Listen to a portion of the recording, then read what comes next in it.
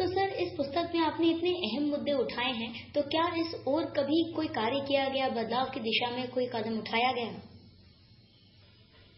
तो सर, इस पुस्तक में आपने इतने अहम मुद्दे उठाए हैं, तो क्या इन पर कभी कोई कार्य किया गया, इस दिशा में कोई कदम उठाया गया? इस पुस्तक के लिखे हुए लगभग 35 साल हो गए और 35 साल पहले मैंने इस बात की तरफ लोगों का, इस देश के लोगों का ध्यान आकर्षित करने की कोशिश की कि सिद्धू जैसे लोगों की आप तरक्की करिए। देश की आजादी का लाभ सिद्धू जैसे लोगों को नहीं मिल रहा है।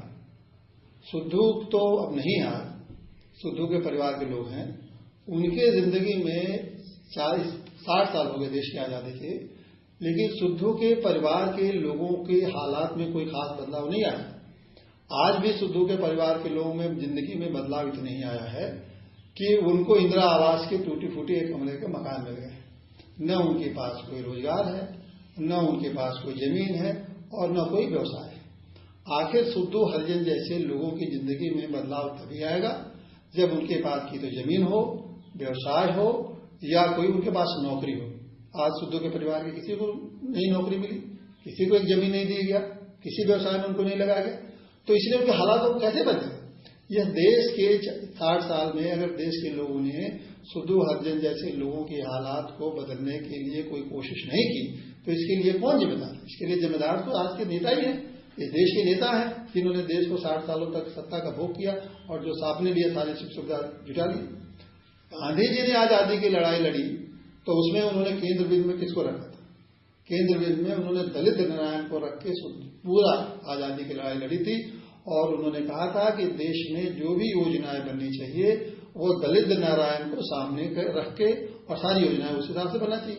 अगर दलित नारायण आज सब सिद्धू जो है एक तरह से वो दलित नारायण ही थे और जो दलित नारायण को सब सिद्धू हरिजन जैसे लोगों को दलित नारायण मान करके देश में आजादी के बाद हमारे देश में अगर विकास की योजनाएं बनती तो सिद्धू हरिजन को निश्चित लाभ मिलता और उनके हालात आज ऐसे नहीं होते।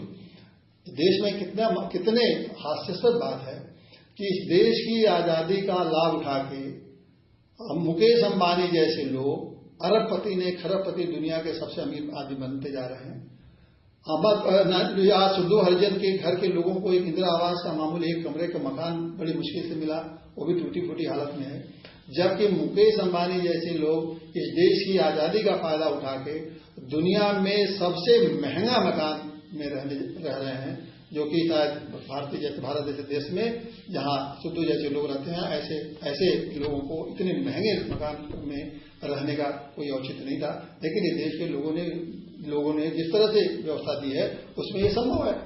तो इस देश के सिद्धू हरिजन को मिल नहीं रहा फायदा, मुकेश अंबानी को दुनिया की अमीरी मिल रही है, दुनिया में सबसे विशाल मकान मिल रहा है, विलासिता से पूर्ण मकान मिल रहा है।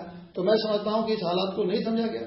इतना ही नहीं, अगर देश के, जैसे मैंने इस किताब में लिखी थी कि न्यायपालिका, कार्यपालिका, विधायिका सभी भ्रष्ट हैं, अगर इन न्यायपालिका, कार्यपालिका, विधायिका के भ्रष्टाचार को रोकने के लिए कानून बनते, कुछ रोकने के लिए लोगों को अंकुश लगाने की कोशिश की गई होती, लोगों पर सख्ती से निपटा गया होता ऐसे लोगों से, तो आज भ्रष्टाचार की जो सीमा है पूरे देश में, सारा भ्रष्टाचार कितने पूरा देश बलबला रहा है एक तरह से, तो ये स्थिति नहीं पैदा होती। इसके लिए भी नेता ही जिम्मेदार है।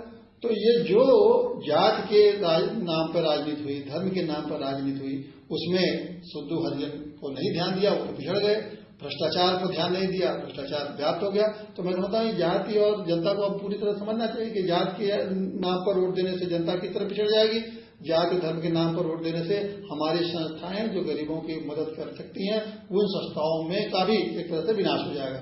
तो इस तरह से आज जनता आगे बढ़ रहा है और जनता, मैं कहता हूं कि नेता मुकेश अंबानी बिना नेताओं की मदद से इतना आगे नहीं बढ़ पाए। तो ये मुकेश अंबानी या नेता सभी उसी कैटेगरी के लोग हैं, तो ये आगे बढ़ रहा है और जनता वहीं है, पिछड़ रही है। इसके इससे ज्यादा मैं बेहतर प्रमाण में समझता हूं और कोई दूसरा नहीं सकता है।